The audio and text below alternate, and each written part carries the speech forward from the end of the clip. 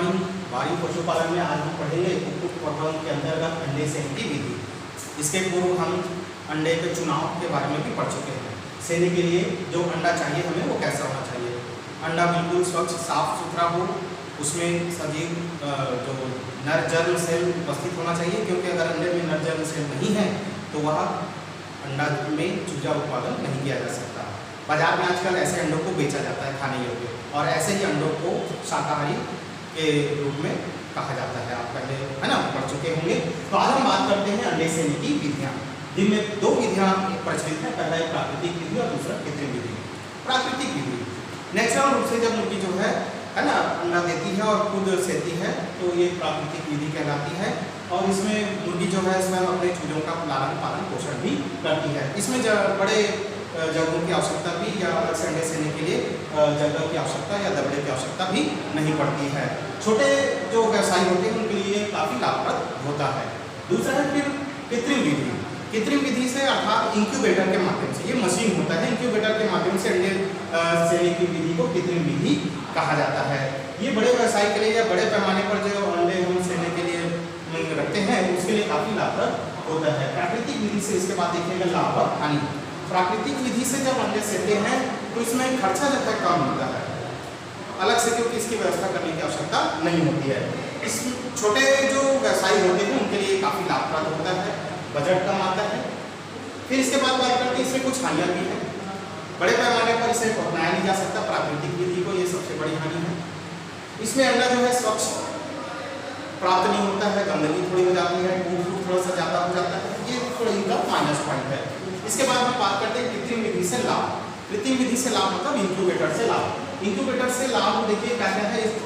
इस इंक्यूबेटर के माध्यम से आप वर्ष भर किसी भी महीने अंडे सेने का कार्य कर सकते हैं, क्योंकि इसे मशीनों द्वारा सेया जाता है। और अंडे सेने के लिए लगभग 101 डिग्री सेल्सियस से 103 डिग्री सेल्सियस तापमान चाहिए होता है, जो कि मशीनों से आसानी से प्राप्त किया जा सकता है। तो इस विधि से आप कहना चाहिए आसानी से अंडे सेने का काम कर सकते हैं।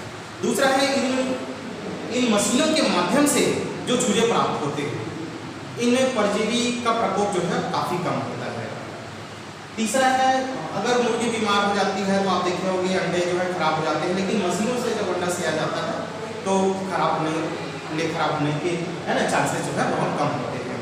चौथा है कि इस विधि से जब भी अंडा सेया जाता है तो अधिक पैमाने पर आप कहना चाहिए उत्पादन चूजे का उत्पादन कर सकते हैं। तो ये कुछ इनके बेनिफिट्स हैं।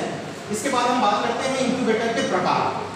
तो इंक्यूबेटर जो है अभी वर्तमान में देखा जाए तो दो प्रकार के इंक्यूबेटर जो है प्रयोग में लाए जाते हैं। पहला समतली इंक्यूबेटर होता है और दूसरा है कैबिनेट आकार का इंक्यूबेटर होता है। ये दोनों जो इंक्यूबेटर हैं दो प्रकार से इनका संचालन होता है। पहला है गर्म वायु वाला होता है या फिर गर्म पानी वाला होता है। दोनों प्रकार से इनका संचालन जो है किया जाता है। फिर हम बात करते हैं इंक्यूबेटर से काम लेते समय क्या क्या सावधानियाँ। चूँकि मशीन है, मशीन से काम लेते समय कुछ कुछ सावधानियाँ रखनी पड़ती हैं।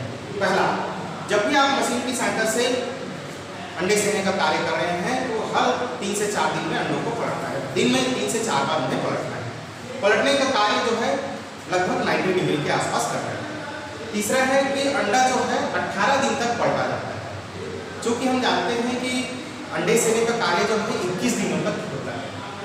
प्राकृतिक रूप से जब मुर्गी अंडे सेने का कार्य करती है तो स्वयं जो है अपने चोंच से या पैर से अंडों को पलटती है, लेकिन जब मशीनों की सहायता से हम अंडे सेने का कार्य करते हैं तो कम से कम 18 दिन तक उन्हें उलट पुलट कर रखना चाहिए।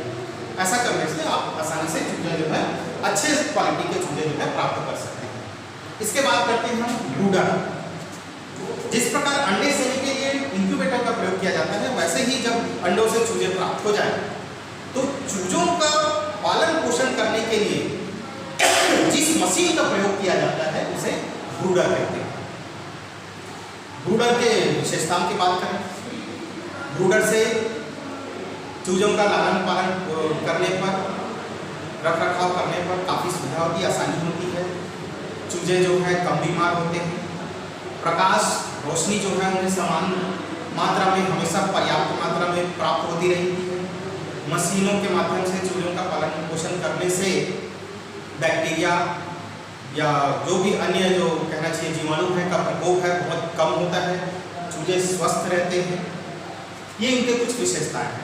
फिर बात करते हैं ब्रूडर के प्रकार की। तो ब्रूडर के प्रकारों में देखिएगा 4 प्रकार के ब्रूडर प्रयोग किए जाते हैं। पहला विद्युत चलित, विद्युत के माध्यम से चलने वाले ब्रूडर, बैटरी के द्वारा चलित ब्रूडर, लैंप के माध्यम से, और इंफ्रारेड ब्रूडर। ये आजकल हाई टेक्निक का प्रयोग किया जा रहा है। धन्यवाद। आज के वीडियो में इतना ही, और ये आपका जो चैप्टर है समाप्त होता है। इसके बाद हम अगले अध्याय करेंगे।